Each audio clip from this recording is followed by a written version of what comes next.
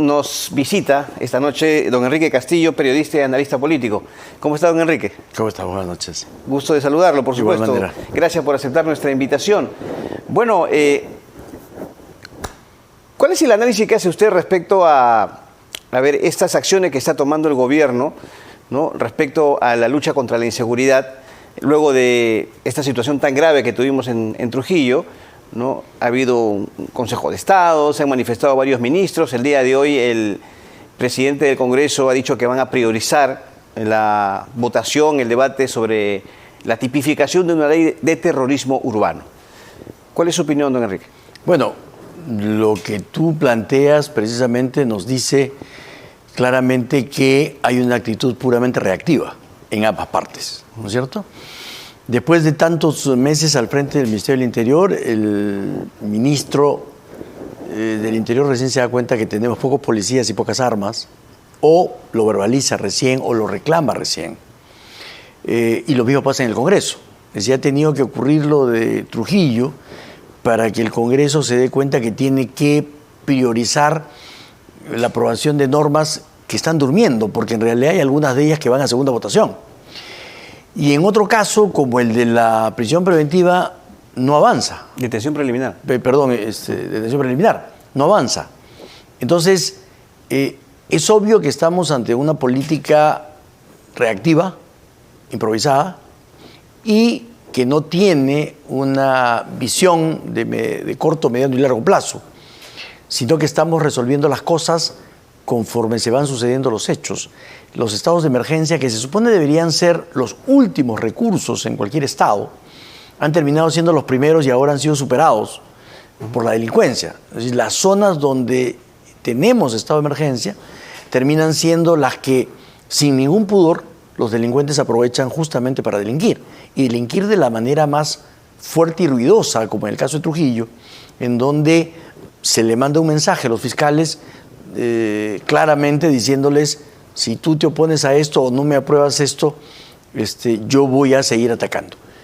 Esto, como digo, nos pone en una situación muy, muy complicada, porque ya se superaron las barreras que son las, como digo, las que deberían haber sido las últimas. El estado de emergencia y la participación de las Fuerzas Armadas deberían ser el último reducto, y sin embargo ya fueron superadas. El mismo ministro de Defensa, por ejemplo, ha dicho que en Trujillo no ha sido posible el poder hacer un trabajo conjunto, un patrullaje conjunto, porque el Ministerio del Interior no presentó el plan de trabajo que debería presentar.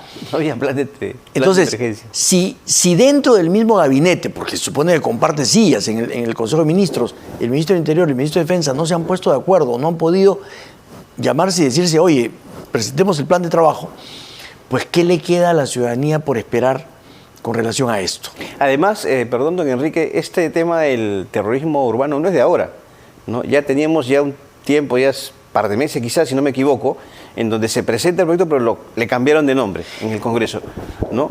Así es. Bajo diversos argumentos. Hemos tenido idas y venidas en la legislación, pero el problema es que estos cambios en la legislación no nos garantizan nada, en tanto y en cuanto, si la policía está reconocido por el Ministro del Interior en inferioridad logística, en inferioridad numérica, frente a la delincuencia, pues puedes tener todas las figuras delictivas que quieras, pero si no puedes atrapar al ladrón, si no puedes atrapar al sicario, al delincuente o a la organización criminal, y no puedes tampoco meter la presa si es que no la encuentras cometiendo el delito, entonces, ¿de qué estamos hablando? Esto podría ser una especie, si me permiten el término, una especie de cambio cosmético, de fachada nada más. Yo no diría cambio cosmético. De repente hay buenas intenciones en los cambios, pero es absolutamente inoportuno, es poco efectivo, poco eficaz. De hecho, necesitamos, ante el avance de la delincuencia, cambios en la legislación. Eso es notorio. Por ejemplo, me refería, perdón, al cambio o la tipificación de delito de terrorismo urbano. Yo creo que sí, porque, claro, unos dicen, no, en Estados Unidos, por ejemplo, sí, Trump ha dicho que esto es terrorismo urbano. Bueno, cámbienle el nombre, pero son asesinatos, al final. Son explosivos puestos en la propiedad privada para destrucción de la propiedad privada. Quizás con el término del terrorismo urbano se le puede poner más énfasis, pero no hay que ponerle énfasis al título del delito, sino el énfasis tiene que ser puesto en lo que significa la estrategia, la política, la estrategia, la logística que debería tener el Estado para hacerle frente a la delincuencia. Y eso es lo que no tenemos. Y eso es lo que le preocupa a los peruanos. O sea, no tenemos todo eso que se reclama ahora. Es decir, este mismo gobierno tiene 2 años en el poder. Recién se han dado cuenta que la policía no tiene los recursos económicos, logísticos, de pertrechos necesarios, y si tienen al ministro de Economía ahí, y si nos está yendo también económicamente, como dice la presidenta en Davos, ¿por qué razón no se le otorga los recursos y se le da todas las facilidades a la policía para que pueda comprar lo que necesita? ¿Por qué no tenemos ya una política para poder tener más efectivos policiales, licenciados del ejército, licenciados de la misma policía que no hayan cometido delitos? En fin, ¿por qué no tenemos ya un mayor número de policías? ¿Y por qué en cambio sí tenemos, lamentablemente, algunos efectivos policiales que están siendo captados o cooptados por las bandas criminales y que participan de esos delitos o que ruletean las armas y las granadas y las bombas? Usted habló acerca de esta demora que hay en la restitución de la detención preliminar, ¿no? En caso de no flagrancia. Demora en el Ejecutivo y ahora también demora en el Congreso. ¿Por qué considera usted que hay esta demora? ¿Qué es lo que está detrás de esta dilatación, diríamos, del debate y de la llegada a una decisión final, ¿no? Uno puede decir que es obvio que efectivamente se trata de no aplicar la ley a ciertas personas, porque no se puede entender cómo, si un gobierno es tan consciente de la desesperación de la población que muere todos los días, porque muere todos los días, si es tan consciente de esa desesperación, ¿por qué no aplica de una vez o por qué no promulga de una vez una norma y en cambio lo observa en el último día y quiere además retirar una serie de delitos en esa norma como observación para que no haya prisión preliminar a esas personas que cometen ese tipo de delitos, ¿no es cierto? O sea, elevar la valla a 8 años para que no existan la posibilidad de que las personas que tienen delitos que están sobre los 4, 5, 6 años no tengan que ir a esta prisión. Entonces, uno se pregunta qué cosa hay detrás. Claro. Y es obvio que en el gobierno leen los periódicos, ¿no es cierto? Saben de las cifras, a pesar de que hay ministros que dicen que mejor los medios de comunicación oculten a los muertos y oculten las acciones delictivas para que no exista pánico y para que no... Hermano, se echan la culpa también a algunos congresistas de que nosotros, los medios de comunicación me refiero, por toda esta difusión lo que hacemos es incrementar el clima de violencia. Bueno, ya son cosas... Por eso, pero digamos es contraproducente porque si no sabemos los delitos que se están cometiendo, ¿cómo podemos luchar contra ellos? ¿No es cierto? Entiendo que ellos manejan mejor información que nosotros, me refiero al gobierno y el Congreso, en términos de lo que significa la labor de inteligencia. Claro. Entonces, no necesitarían de nosotros, pero estarían un paso adelante de nosotros, los ciudadanos y ustedes, los medios de comunicación, y un paso adelante de la delincuencia. Pero eso no sucede. La delincuencia está varios pasos por delante, ¿no? Muy bien, entonces ve usted una, diremos, intención de protección a determinadas personajes en torno justamente a esta dilatación, pero vamos también al Congreso de la República, ¿no? Que no establece, por ejemplo, la ejecución de un pleno extraordinario para ya debatir de una vez por todas esto. El presidente de la Comisión de Justicia habla de mesas de trabajo, usted sabe que eso va a demorar más y tendríamos que esperar hasta marzo, porque se reanuda la legislatura, salvo, repito, que haya un pleno extraordinario, ¿no? O sea, lo que yo veo es una falta de sintonía total entre la realidad y las intenciones, cualquiera que sean, del gobierno y del Congreso. O sea, no hay absolutamente ninguna correlación entre lo que está sucediendo y el remedio que se quiere aplicar. Se están dilatando la promulgación y la discusión de medidas que son absolutamente necesarias, que la misma policía reclama, porque la misma policía ha dicho que no puede detener porque no tiene la ley habilitada de la detención preliminar. Acá lo dijeron. General Sanabria. Entonces, si la policía misma se queja y el gobierno y el Congreso no los atienden, no creo que sea por sordos, pero sí por intereses que lamentablemente van en contra de lo que significa, en este caso, la posibilidad de la población de luchar contra la criminalidad. Ahora, Es cierto que el solo cambio de la ley no soluciona el problema. Y lo que tenemos que atacar es eso, es decir, lo que tenemos que atacar es cómo a la delincuencia, pero a través de la transformación o el cambio de lo que significa la política que aplique el gobierno en materia de seguridad interna.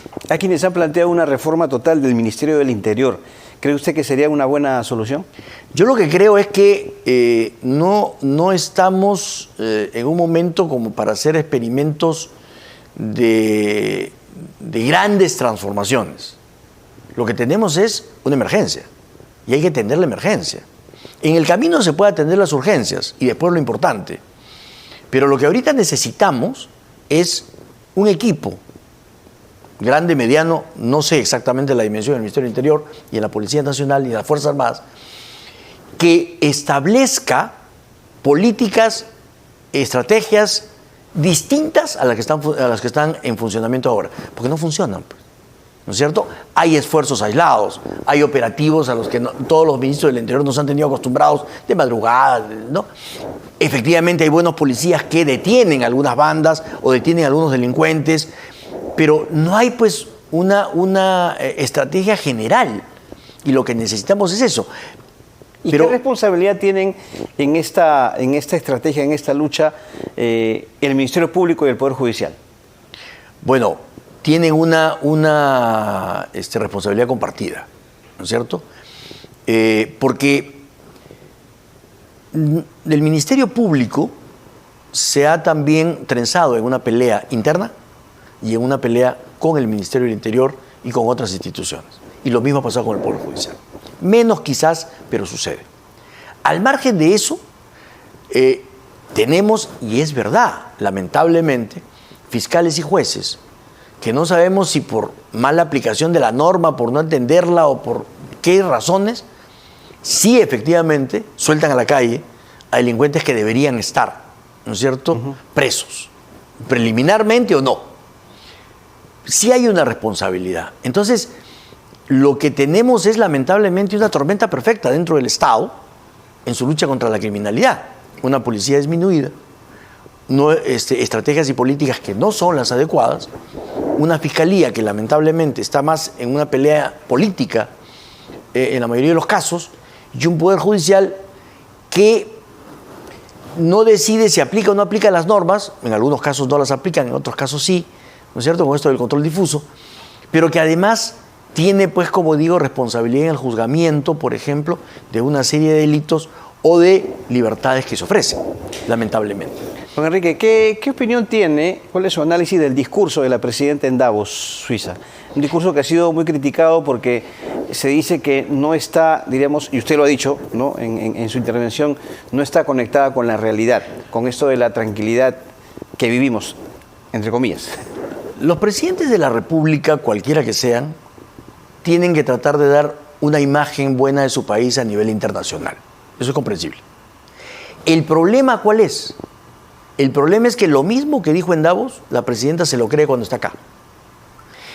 Y nos da aquí el mismo discurso, ¿no es cierto?, de un país aparentemente pues en bonanza, aparentemente ya estable, aparentemente muy bien situado, y que ella es la incomprendida porque las encuestas le ponen a ella pues la nota que no se merece y que por eso ella reniega de las encuestas.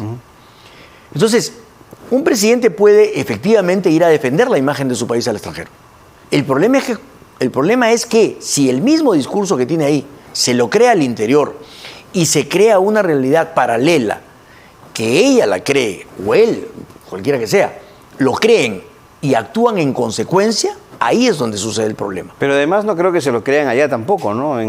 Porque usted sabe, con el alcance que tienen ahora los medios de comunicación, la difusión a través de... Pero ningún presidente va a ir a Davos, ninguno hubiera ido a Davos a decir, oye, nos va mal, estamos mal. No, eso no creo. Es verdad, los inversionistas saben muchísimo más de la realidad que muchos de los peruanos mismos, porque para invertir o para tratar de invertir o para ver a dónde dirigen sus inversiones, hacen un monitoreo absoluto de todo lo que significa. Claro. Pero el problema, como digo, es que la presidenta tiene ese mismo, no sabemos si a propósito o realmente lo cree, ese mismo discurso aquí. Y entonces aquí los peruanos sufrimos de esa distorsión que existe entre la política del gobierno y la situación general. Una realidad que lamentablemente ella no la enfrenta porque no sale a la calle. Y bueno, retomamos nuestra conversación con el periodista y analista político Enrique Castillo. Don Enrique, estábamos hablando justamente mientras escuchábamos al ministro del Interior sobre las propuestas de cambios en el gabinete. Bueno, el que más se pide, no justamente es del ministro del Interior. ¿Usted cree que debe ser cambiado, debe ser destituido del cargo? O sea, la situación y los resultados y la situación que enfrentamos todos los días nos señalan de que lamentablemente la política del Ministerio del Interior y del gobierno ha fracasado, ¿no es cierto? O no le está yendo bien. No ha tenido resultados. Y hay que cambiar. O sea, pero no se trata solo de cambiar a una persona. Porque, ¿qué pasa si efectivamente él presenta su renuncia? O la presidenta le pide su renuncia. O el Congreso lo censura. Ya, lo sacan a él y la presidenta pone a una persona cercana a él o del entorno de la presidenta y seguimos en lo mismo. O sea, hacemos un cambio casi cosmético que no nos lleva a nada y que, bueno, pues algo cambió para que nada cambie. Entonces aquí se trata de que la presidenta tiene que cambiar. Eso es lo primero. Porque la presidenta tiene que cambiar de actitud y de decisión. Tiene que nombrar a una persona que pueda tener a un grupo de personas, porque aquí no se trata de sacar a una persona, a un grupo de personas que tomen el Ministerio del Interior y lo transformen rápidamente. No digo de una racionalización ni cosa por el estilo, sino el equipo que maneja tiene que generar rápidamente una estrategia. Debería haber, ese es mi punto de vista, también un apoyo de la presidencia del Consejo de Ministros, que no se tiene. Y si no tienen recursos la policía, ¿de dónde los tiene que sacar? De un Ministerio de Economía que debería hacer ya en este momento eco de los reclamos. Entonces, no se requiere el cambio de una sola persona. ¿Es necesario cambiarla? Sí. Pero se requiere de un cambio de la actitud del gobierno y de la política de seguridad que nos lleve a enfrentar a la delincuencia con eficacia. Muy bien. Don Enrique Castillo, muchas gracias por su visita hoy a RPP. Muy amable.